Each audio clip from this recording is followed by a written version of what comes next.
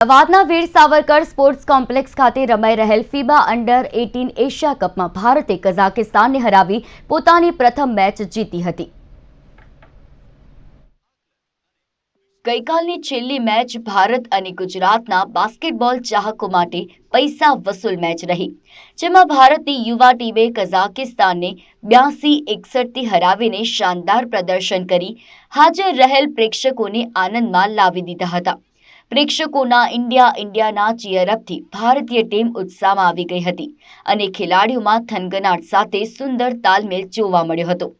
MI jump shots, લેઅપ અને free throw શાનદાર રહ્યા અને સમગ્ર મેચમાં ભારતે ડોમિનેટ કરતા મેચને પોતાના પક્ષે કરી હતી।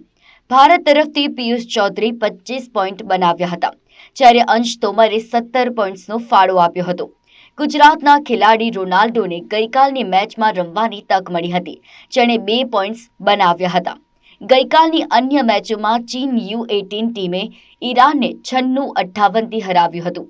બીજી મેચમાં કતારે શ્રીલંકાને તથા ત્રીજી મેચમાં સાઉથ કોરિયાએ રોમાંચક મેચમાં જાપાનને 67-64થી હાર આપી હતી।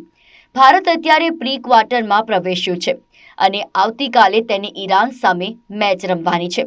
ભારતના ખેલાડીઓ શાનદાર ફોર્મ અને ઉત્સાહમાં જોવા મળ્યા હતા। ઈરાન સામે પણ આ જ જુસ્સાથી ઉતરવું પડશે।